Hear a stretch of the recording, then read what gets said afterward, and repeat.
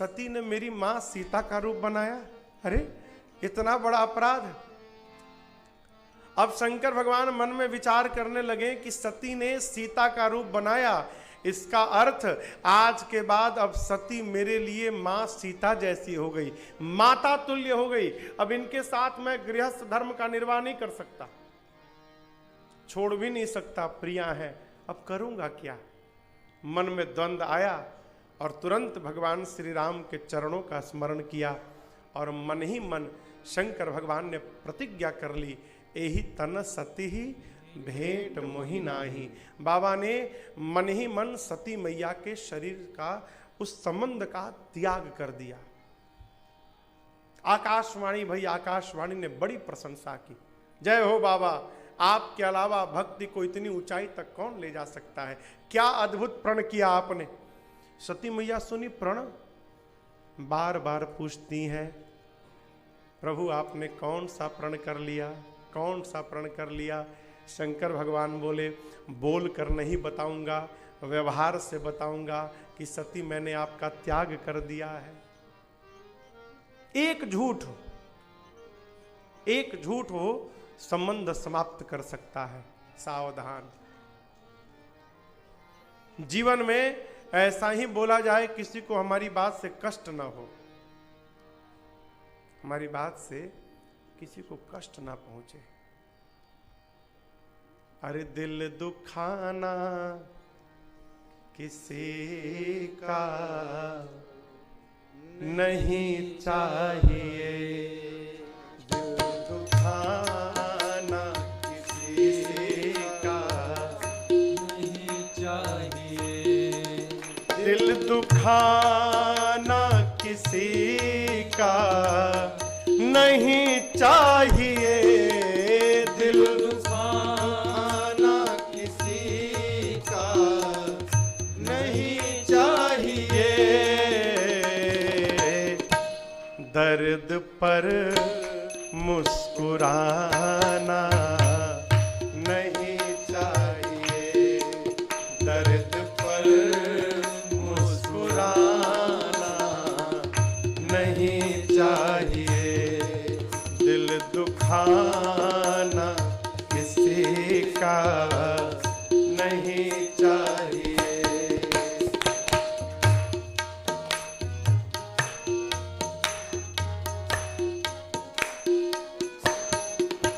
तेल के सागरों को न छेड़ा करो, तेल के सागरों को न छेड़ा करो, तेल के सागरों को न छेड़ा करो, तेल के छेड़ा करो,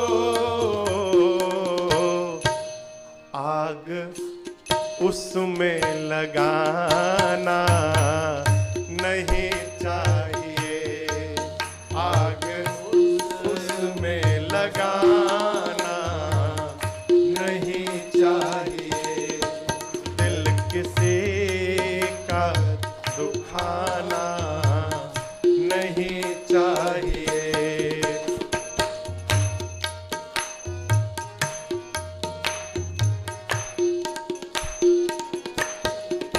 जिस दिए से है फैली ये रोशनी, जिस दिए से है फैली ये रोशनी, जिस दिए से है फैली ये रोशनी, जिस दिए से है फैली ये रोशनी,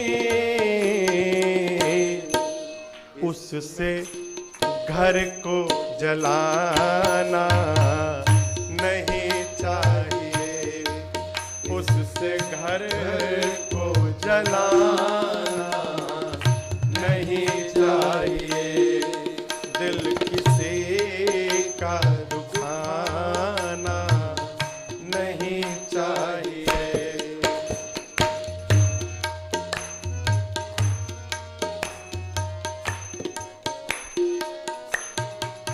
स्वामी नंद सबका दुख अपना दुख मान लो। स्वामी नंद सबका दुख अपना दुख मान लो। स्वामी नंद सबका दुख अपना दुख मान लो। स्वामी नंद सबका दुख अपना दुख मान लो। अश्रु में डूब जाना नहीं चाहिए। अश्रु में डूब जाना नहीं चाहिए। दिल दुखाना किसी का नहीं चाहिए। दिल दुखाना किसी का नहीं चाहिए। दर्द पर मुस्कुराना नहीं चाहिए। दर्द पर मुस्कुराना नहीं चाहिए। दर्द पर मुस्कुराना नहीं चाहिए। नहीं चाहिए। नहीं चाहिए। बात समझ में आ रही है?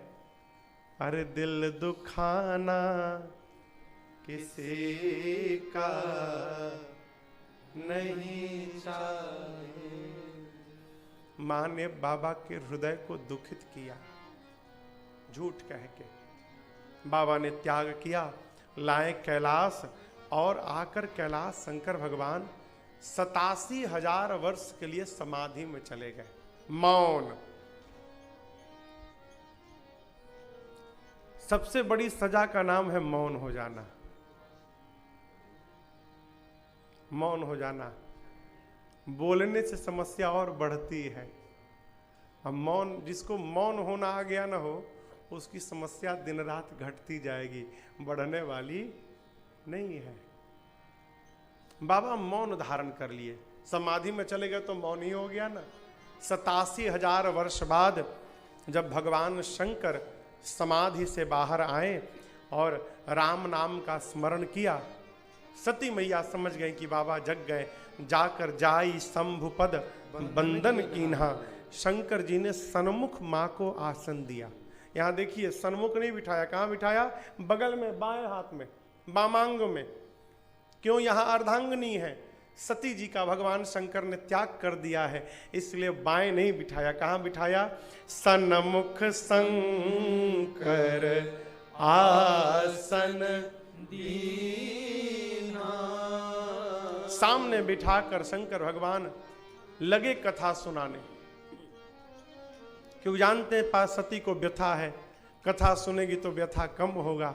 कथा सुनाने लगे और ठीक उसी समय सती के पिताजी महाराज दक्ष को ब्रह्मा जी ने प्रजापतियों का नायक बनाया। और दक्ष ऐसा विकट है कि ये अपने दामाद कहें तो भगवान शंकर को ही अपना शत्रु मानता है। अब आप कल्पना करिए, शंकर भगवान को उनके ससुर जी दक्ष महाराज अपना शत्रु मानते हैं। क्यों? एक बार ब्रह्मा जी के यहां सभा बैठी थी सभी देवताओं का। उस सभा में जैसे भगवान शंकर भी थे, ब्रह्मा विष्णु सारा देव समाज था। दक्ष आए तो सारे देवता खड़े हो गए, छोड़ ब्रह्मा विष्णु महेश के। ब्रह्मा जी खड़े हो नहीं, भाई वो जगत को जन्म देने वाले हैं, विष्णु भगवान स्वामी है। शंकर भगवान आंख बंद करके और जपमाली के भीतर हाथ डाल के राम राम राम राम राम राम जप में लीन थे। उनको पता ही नहीं चला मेरे ससुर जी आए हैं। जीव का एक स्वभाव बताऊं, 100 में से 95 लोग खड़े होकर ताली बजाते हैं और 5 लोग खड़े नहीं होते, तो उस जीव को वो 95 दिखाई नहीं पड़ते, वो दिखाई पड़ते जो खड़ा नहीं भया। अच्छा मैं गया तो ये 5 लोग खड़े नहीं भये, नाम लिख के लाना मेरे पास जरा, हम बाद में मिलेंगे इनसे। पूरा समाज खड़ा होकर दक्ष का स्वागत किया। दक्ष को यह दिखाई नहीं पड़ा, शंकर भगवान खड़े नहीं भय, ये दिख गया, ये तो मेरा दामाद है, इसको तो खड़ा होना चाहिए। ब्रह्मा विष्णु नहीं भय, कोई बात नहीं, इतना बड़ा बन गया। उसी दिन से दक्ष ने भगवान शिव को अपना शत्रु मान लिया, और जैसे प्रजापतियों के नायक बने दक्ष, शंकर भगवान को अपमानित करने के लिए दक्ष ने हरिद्वार के कनखल में एक बहुत विशाल यज्ञ किया और सारा देव समाज को बुलाया, लेकिन शंकर जी और ब्रह्मा विष्णु को नहीं बुलाया। एकदम व्यवहारिक एक प्रश्न करें,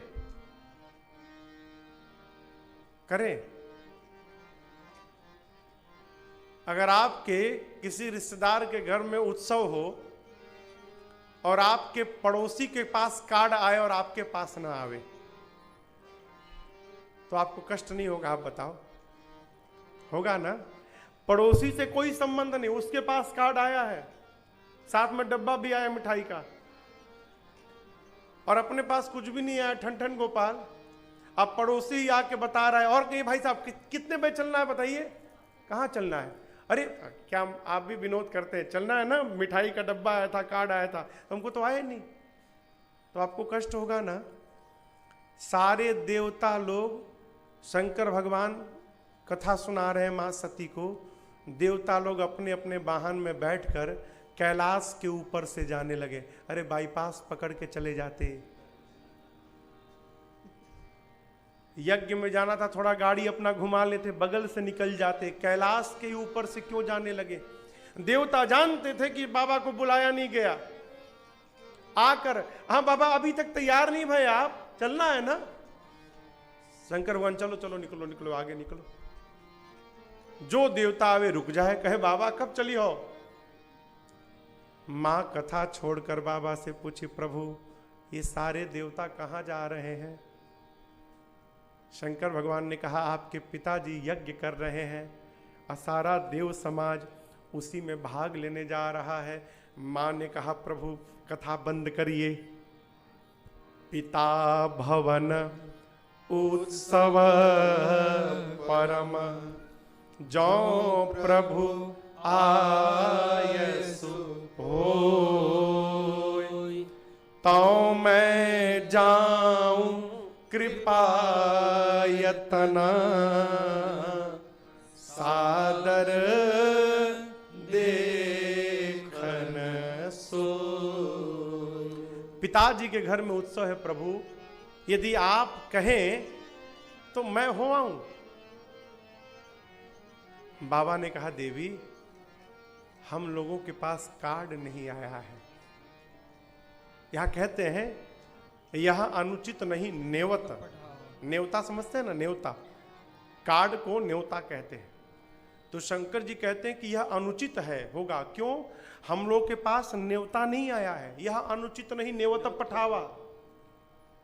सुनी चली, बाबा कहते हैं, अरे पिता भवन जब गई भवानी, पिता भवन जब गई भवानी, दक्ष त्रास काहू न सनमाने, दक्ष त्रास काहू न सनमाने। केवल सादर भले ही मिली एक माता, सादर भले ही मिली एक माता, और भगिनी मिली बहुत मुस्कुराता,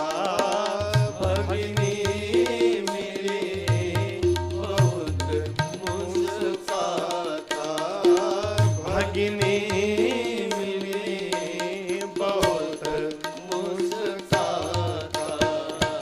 मां जब पिता के घर में गई तो किसी ने सती जी की ओर देखा तक नहीं। द्वार से लेकर भीतर तक, महल तक लोग आ जा रहे हैं। आप कहीं जाओ और वहां लोग आपको नजरअंदाज करे हो, कैसा लगेगा? और अपने पिता के घर में बिटिया का, क्यों? दक्ष ने सबको चेतावनी दे रखी थी, शंकर तो आएगा नहीं, यदि सती आ गई तो कोई उससे बात तक नहीं करेगा, यदि जिसने बात की उसकी खैर नहीं होगी। कोई नहीं मिला हो, लेकिन एक बात समझिएगा, दुनिया आपका त्याग कर सकती है, लेकिन आपकी मां आपका कभी त्याग नहीं कर सकती। कोई नहीं मिला, सती मैया की मां दौड़कर बेटी को गले लगा ली। मां ने गले लगाया, बिठाया। बहनें मिली, लेकिन कैसे मिली? बहुत मुस्कुराता, मुस्कुराता समझ रहे हैं ना? मुस्कुराकर, बहुत मुस्कुराकर। मुस्कुराना तो ठीक है, लेकिन जब बहुत मुस्कुराया जा रहा है, इसका अर्थ है वहां व्यंग किया जा रहा है। कहिए आप भी आ गए, इसका मतलब बिना बुलाए आए हैं। ये छोटी छोटी बातें हैं। अब जैसे इनको बुलाने गए, आपको आना है, अब बगल में दिखाई पड़ गए, आपको भी आना है। भी जहां लग गया, अर्थात सूची में तो आप नहीं थे, लेकिन अब दिखाई पड़ गए, इसलिए बोल दे रहा हूं, आप भी आ जाइएगा। सावधान, कदापि नहीं जाना। कहो, बहनें बहुत मुस्कुरा मुस्कुरा कर मिली। सती मैया ने कहा, मां मैं यज्ञ मंडप का दर्शन करना चाहती हूं बस। सती मैया गई, जाकर मां ने परिक्रमा लगाया और मां ने देखा यज्ञ मंडप में सभी देवताओं का स्थान बना है और मेरे पति के लिए कोई स्थान नहीं बना। मेरे पति का मेरे घर में इतना अपमान। अब जो जो बातें शिव जी ने कही थी, मां के मस्तिष्क में नाचने लगी बातें। मां का पूरा शरीर क्रोध की अग्नि में जलने लगा। मां अग्नि में मानो जल रही हो, क्रोधाग्नि में। जितने देवता मुनिगण ऋषि बैठे थे, मां टपट पड़ी।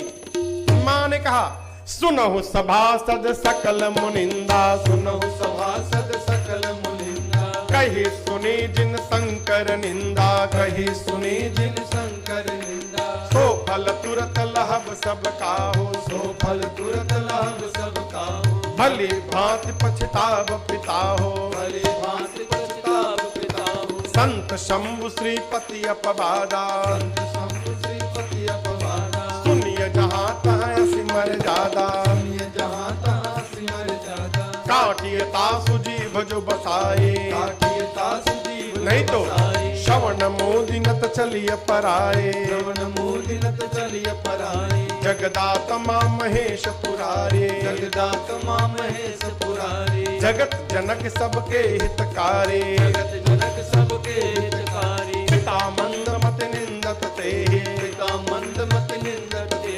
दक्ष शुक्र संभव यह दे, दक्ष शुक्र संभव यह दे। तजी हो तुरत देहत ही तो, तजी हो तुरत देहत ही तो। उर्धरि चंद्र मौलि विष केतु, उर्धरि चंद्र मौलि विष केतु। अस कही जो गया गिनी तनु जारा, अस कही जो गया गिनी तनु जारा। भयउ सकल मखहारा, भयउ सकल मखहारा, भयउ सकल मखहारा। मां बोली, हे देवगण ऋषिगण मुनिगण, ध्यान से सुन लीजिए। आप में से जिसने मेरे पति की निंदा की है अथवा जिसने बैठकर अपने कानों से निंदा को सुना है, आप सबको दंड मिलेगा। मर्यादा है, जिस सभा में संत की, शंभु की और श्री हरि की निंदा हो, यदि अपने भीतर शक्ति है तो निंदा करने वाले की जिह्वा काट दो। शक्ति नहीं है तो कान बंद करके उस सभा से चले जाओ। मेरे पति केवल मेरे पति नहीं, वो जगत के पिता हैं और मेरे इस नीच पिता ने मेरे पति की निंदा की। आज के बाद मैं इसकी बेटी नहीं रहूंगी।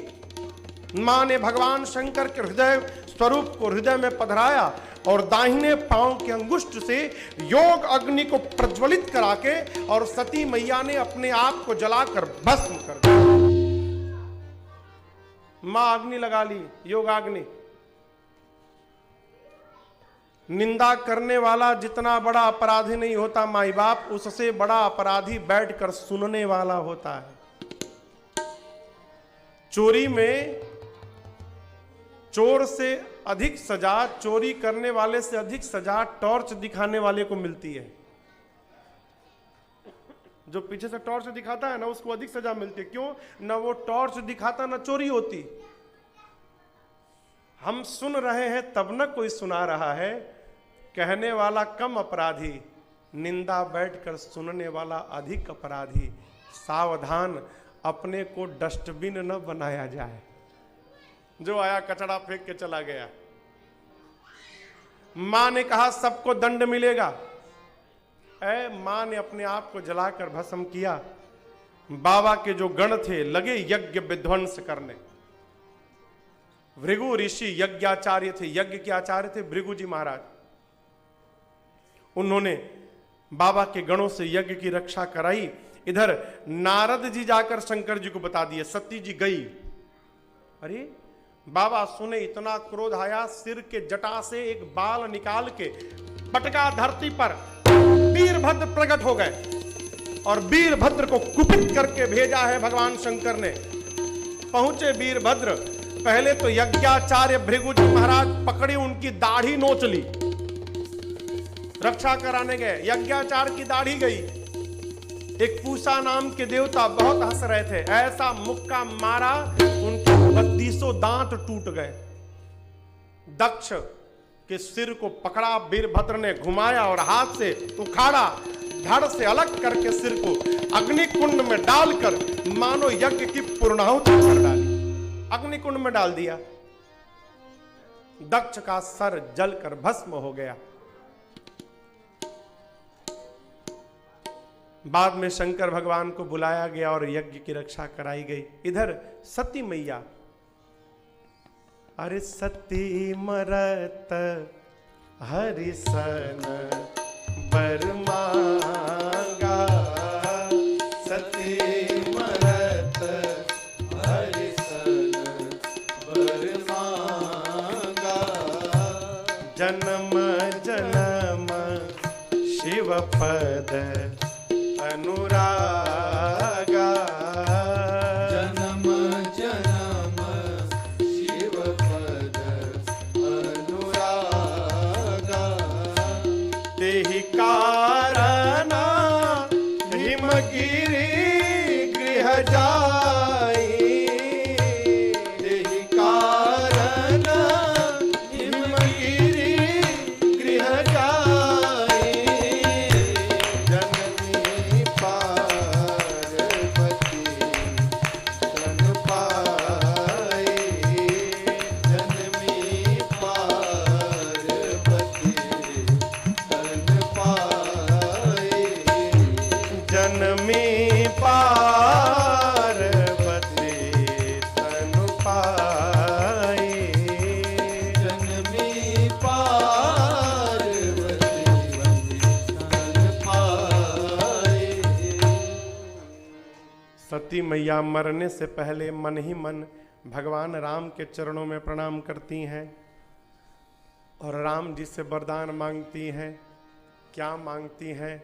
जन्म जन्म शिव पद अनुराग। अब यहां एक बात समझिएगा। सती जी कहती हैं कि हे राम जी, ऐसा आशीर्वाद दीजिए कि हर जन्म में मैं शंकर भगवान के ही चरणों की दासी बनूं। तो ये सीधा शंकर जी से क्यों नहीं मांग लिया? जानते हैं कि बाबा मेरा त्याग कर चुके हैं, मुझे अपनाएंगे नहीं, पहली बात। दूसरी बात, सती जी जानती हैं कि मैंने राम जी की परीक्षा ली थी, अस्तु मैंने राम जी के प्रति अपराध किया। जब तक राम जी क्षमा नहीं करेंगे तब तक शंकर भगवान क्षमा करने वाले नहीं हैं। तीसरी बात, सती जी जानती हैं कि शंकर जी राम जी के कहने में रहते हैं। अर्थात राम जी जो बात कह दें, शंकर जी उसको मना नहीं कर सकते। यदि राम जी आशीर्वाद दे देंगे तो बाबा मुझे त्याग नहीं सकते, अवश्य मुझे स्वीकार कर लेंगे। इसलिए राम जी से वरदान मांगा। राम जी ने वरदान दिया और इसी कारण सती मैया जो संशय की प्रतिमूर्त थी, उनका अगला जन्म हिमांचल के घर, हिमालय जी के घर में पार्वती मैया के रूप में भया। संशय क्रोधाग्नि में जलकर भस्म भई, तब जाकर श्रद्धा का जन्म भया, पार्वती मैया का जन्म भया। एक बार आइए भाव और श्रद्धा के साथ, सावन का मास भी है और बगल में ही शिवाला भी है, उस पुल के उस पार है ना शंकर जी का मंदिर, तो वहाँ पार्वती मैया बैठ के कथवा सुन रही हैं। तो ऐसे कहिएगा कि वहाँ तक पहुँच जाए, ठीक ना? हमारा तो माइक से पहुँच रहा होगा, लेकिन आप भी तनिक जोर से कहिएगा, बोलिए पार्वती मैया की जय। पहुंचा होगा? कहिए, आप ही जज बन जाइए। नहीं पहुंचा होगा ना, तो जोर से कहिए, बोलिए पार्वती मैया की जय। अब पहुंच गया होगा। पार्वती जी का जन्म भया और बाबा कहते हैं, जब ते उमा शैल गृह जाए, सकल सिद्धि संपत्ति तहाँ छाए। जब ते उमा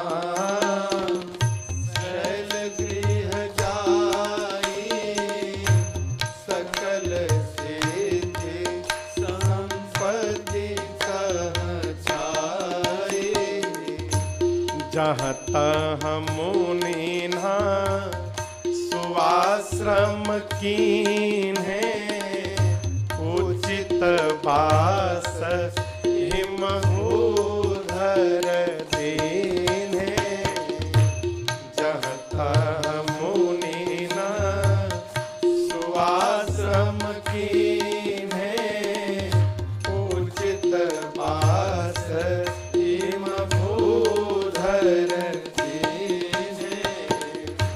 सोह शैल गिरिजा गृह आए, जिम जनु राम भगति के पाए।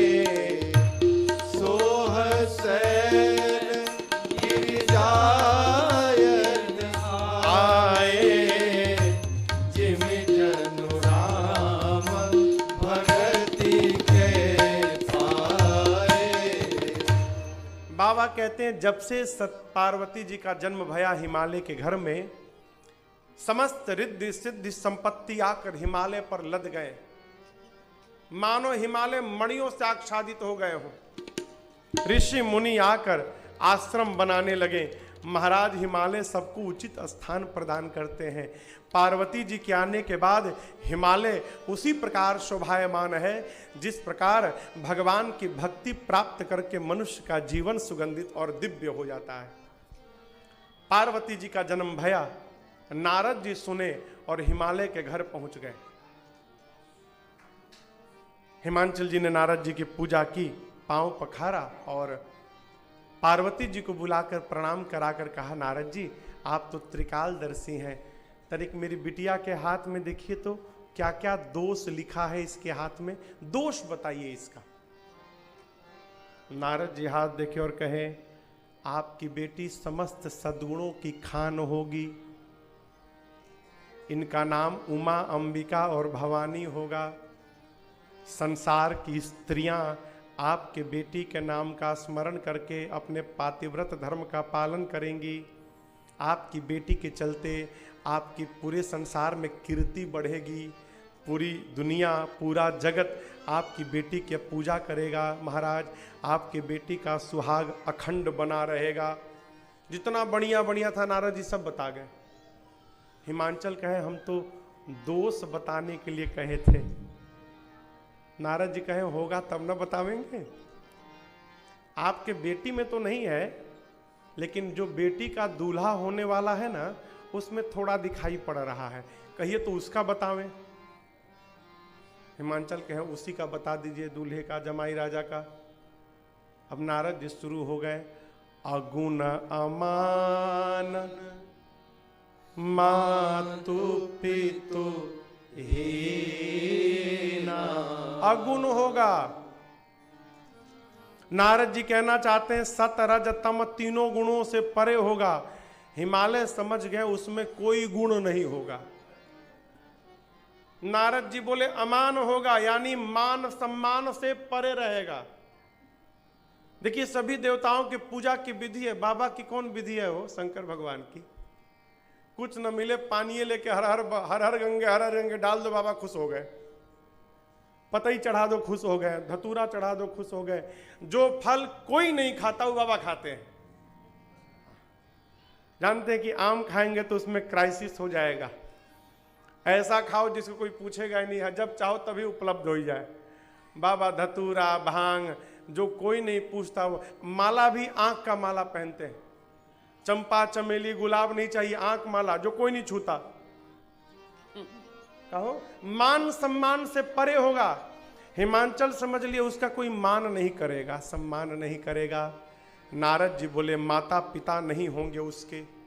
अब हिमांचल सोचे जिसके माई बाप का नहीं मालूम उसके खानदान का पता कैसे चलेगा, कौन से खानदान का है।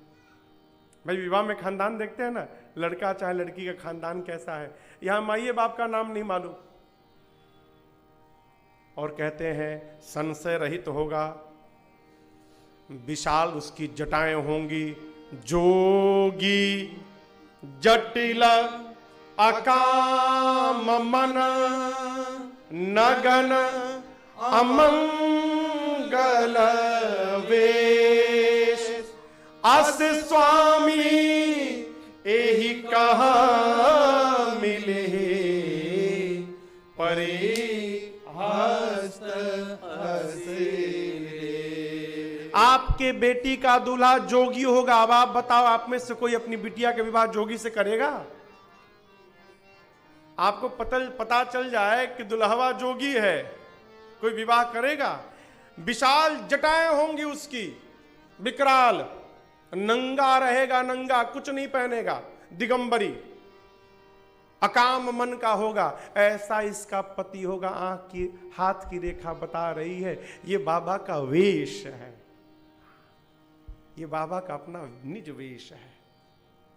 देखिए भक्त को वेश के साथ समझौता नहीं करना चाहिए। भक्त को वेश के साथ कोई खिलवाड़ नहीं करना चाहिए। हमारा वेश बताना चाहिए कि हम भगवान के भक्त हैं। अब आप कहोगे महाराज तो भक्ति का तो संबंध मन से है, ये तिलक से भक्ति का क्या लेना देना? कोई लेना देना नहीं।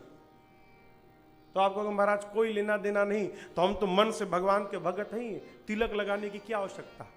कहोगे ना। अब हम आपसे एक प्रश्न करें, कोई सुहागिन औरत कहे हम तो अपने पति को प्राण से अधिक प्रेम करते हैं, ये सिंदूर लगाने की क्या आवश्यकता है? भाई सिंदूर से प्रेम का कोई लेना देना तो है नहीं।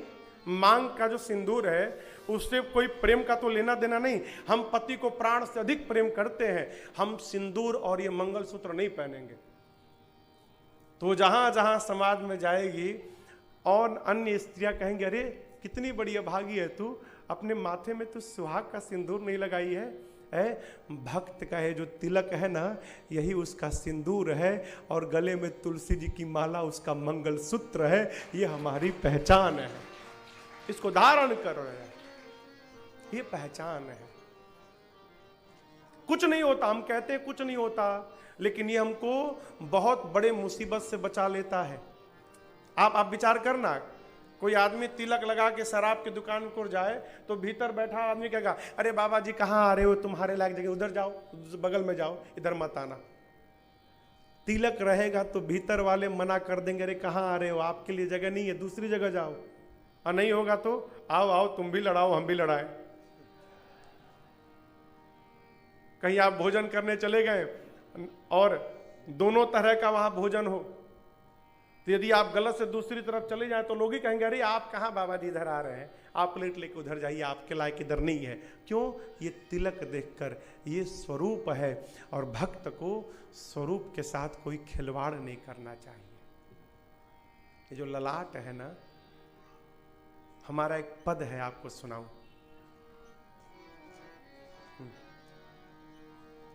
सुनाए?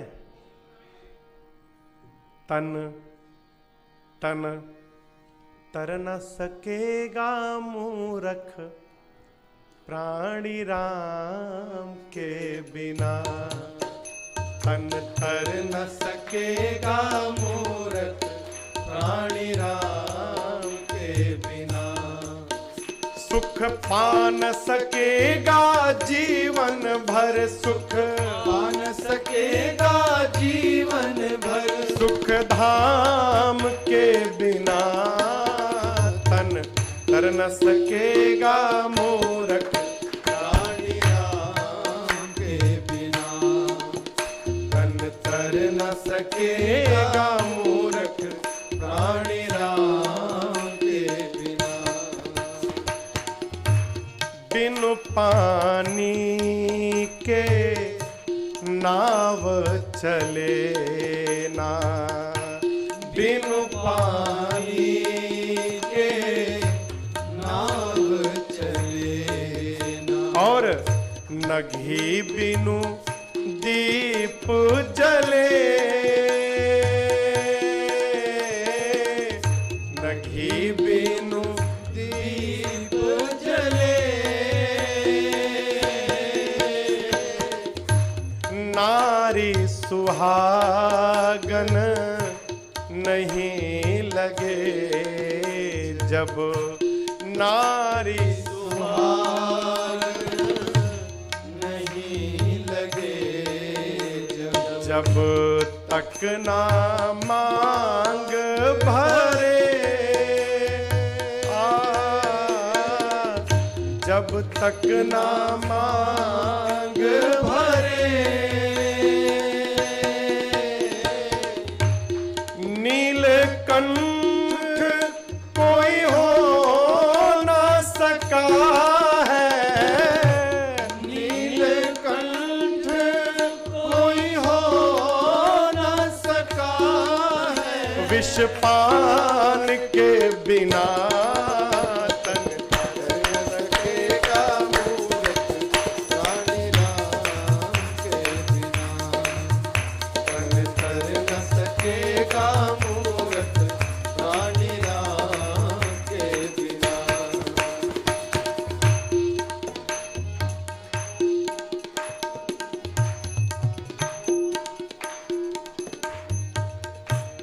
चंदन बिना ललाट न शोभे, चंदन बिना ललाट न शोभे। और योगी ज्ञान बिना, योगी ज्ञान बिना। जो धनवान न शोभित हो पा, जो धनवान न शोभित हो पाता है दान बिना, पाता है दान बिना। तीर्थ व्रत बेकार सभी है, तीर्थ व्रत बेकार सभी है। हरि नाम के बिना तन पर न सकेगा मूरख, स्वामी राम के बिना तन पर न सकेगा मूरख, प्राणी राम के बिना। सुख पान सके जीवन भर सुख पान सकेगा जीवन भर सुख धाम के बिना तन तर न सकेगा मूरख रानी राम के बिना तन तर न सकेगा मूरख रानी राम के बिना रानी राम के बिना रानी राम के बिना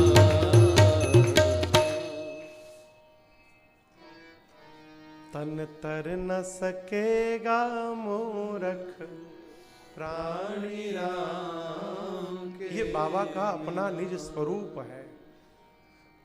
जैसे नारद जी ने दूल्हे के स्वरूप का वर्णन किया हो, हिमांचल मैना रोने लगे इधर। क्यों? इतनी सुंदर बिटिया के लिए ऐसा बावला वर। रोने तो पार्वती जी भी लगी, लेकिन ये दोनों दुख से रो रहे थे और पार्वती मैया आनंद में आके रोने लगी, विचार करके कि जो जो नारद जी ने बताया है सब मेरे बाबा में विद्यमान है।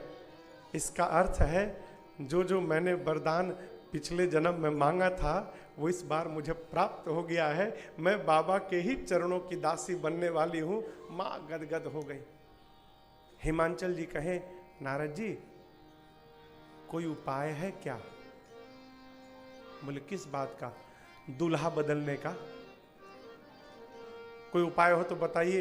हम आप जो कहिएगा हम तैयार हैं। पूजा पाठ कराना है कराइए, कहीं तंत्र मंत्र कराना है कहिए, लेन देन की बात है तो भी कहिए, जो कहिएगा मैं करूंगा, आप केवल दूल्हा बदल दीजिए। नारद जी के दूल्हा, अरे कह मुनि सहिमवंत सुनो जो विधि लिखा लीला, देव दनुज नरनाग मुनि को न मेटने। हिमांचल जी से नारद जी बोले, मेरे पिता ब्रह्मा जी ने आपकी बिटिया के भाग्य में जो लिख दिया महाराज कोई मिटा नहीं सकता, दूल्हा तो ही मिलेगा। लेकिन एक बात कहें, यदि आपकी बिटिया का विवाह भगवान शंकर से हो गया ना, क्यों? जो जो मैंने लक्षण बताए हैं सब शिव जी में विद्यमान है। यदि आपकी बिटिया का विवाह शंकर भगवान से हो गया ना, चारों तरफ आपका जय जय हो जाएगा। हिमांचल बोले, शंकर जी हमारी बिटिया से विवाह क्यों करेंगे? नारद जी बोले, उसके लिए तो आया हूं मैं उपाय बताने के लिए। क्या? जो तप करे तुम्हारे तुम्हारे, जो तप करे तुम्हारे तुम्हारे, फिर भावे उमेटे सकहि त्रिपुरारी, भावे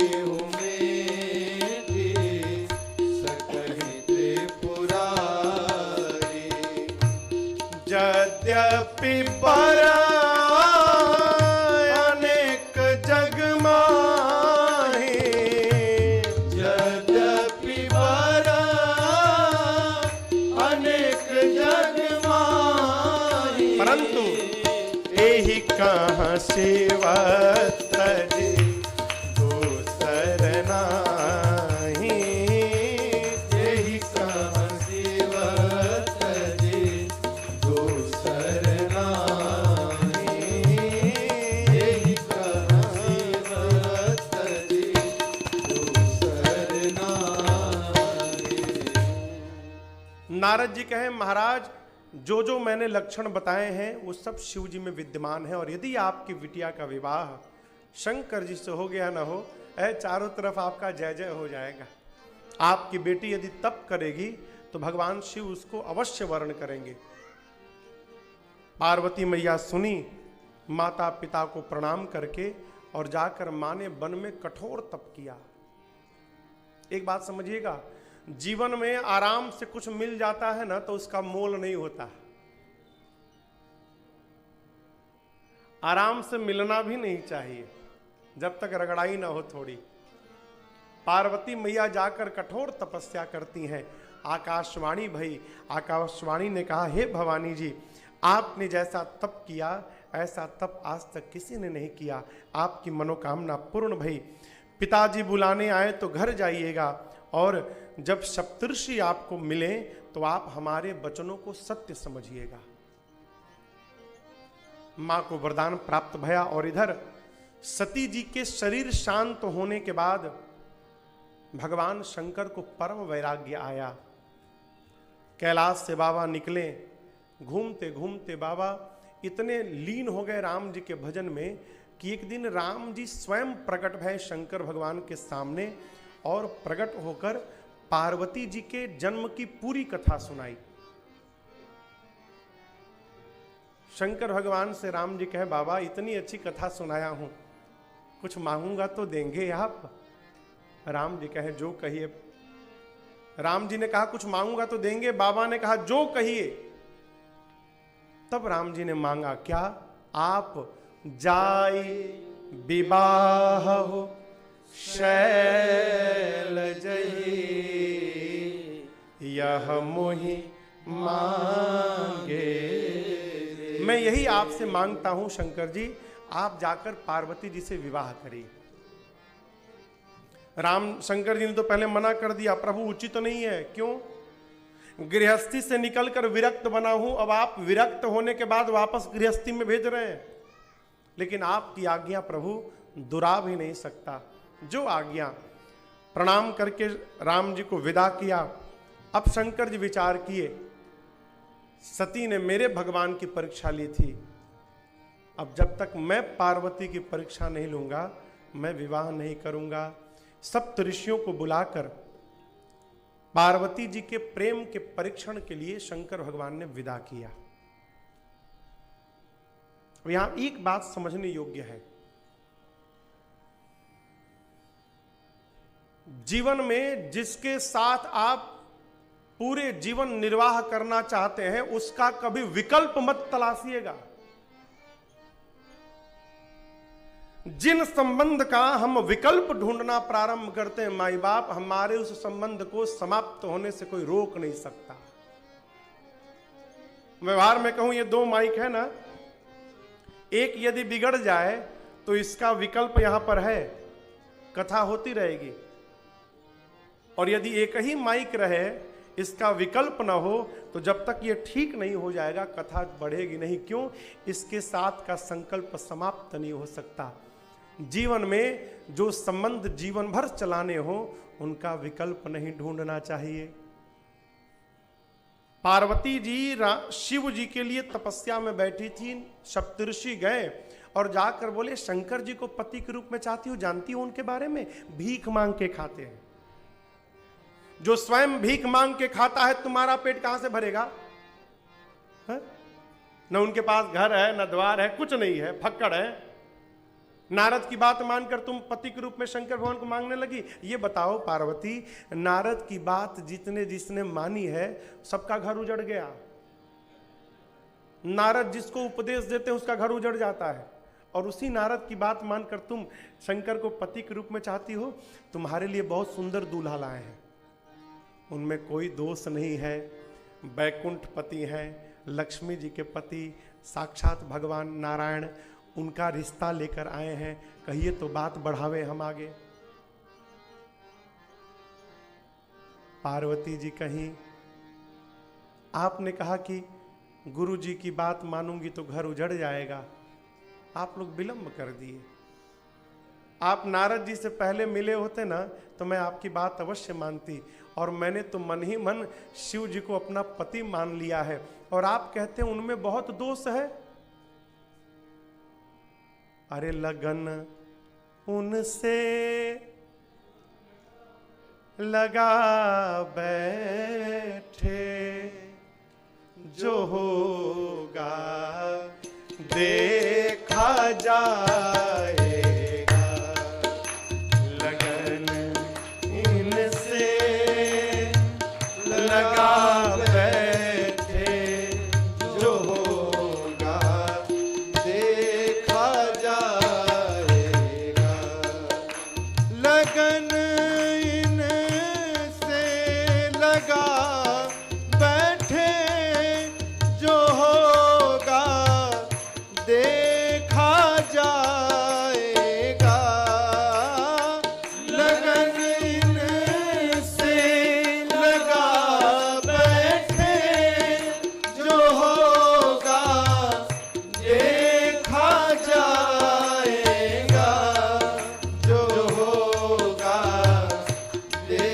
देखा जाए और इन्हें अपना बना बैठे, इन्हें अपना बना बैठे, जो होगा देखा जाएगा।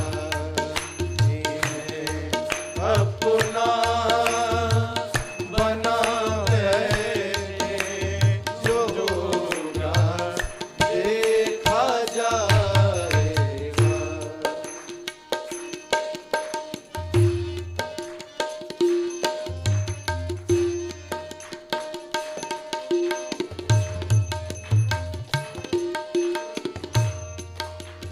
कभी दुनिया से डरते थे तो छुप छुप याद करते थे।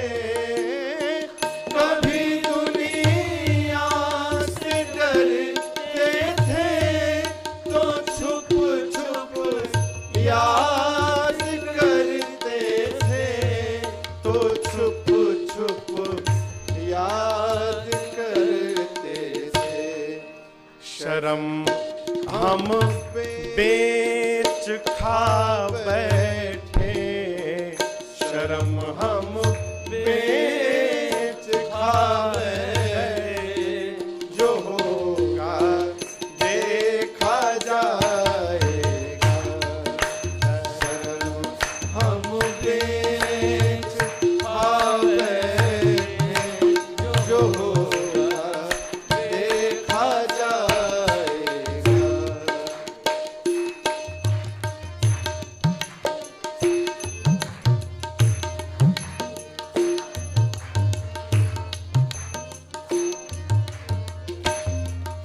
कभी डर था कि ये दुनिया हमें बदनाम कर देगी। कभी डर था कि ये दुनिया हमें बदनाम कर देगी, हमें बदनाम कर देगी। लो अब पर्दा हटा बैठे, लो अब पर्दा हटा बैठे, जो होगा देखा जाएगा। अब पर्दा हटा बैठे, जो होगा देखा जाएगा। लगन इनसे लगा बैठे, जो होगा देखा जाएगा, जो होगा देखा जाएगा। हाँ जो होगा देखा जाएगा।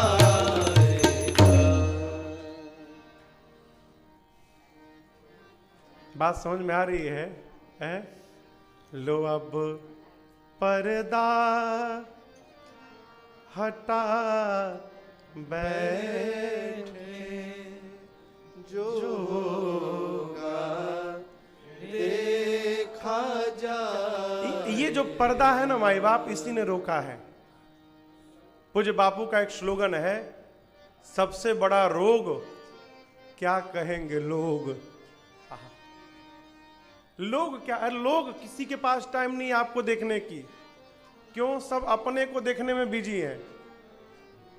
कहो, आपको देखने की किसी के पास फुर्सत नहीं है माई बाप है। अरे हम तो हमारी मस्ती में बस झूमते चले हैं, और सिया राम कह दिया है किसको? जो राह में मिले हैं, हम तो हमारी पर्दा समाप्त करिए कि लोग क्या कहेंगे। आपको एक विनोद की बात बताऊं मैं।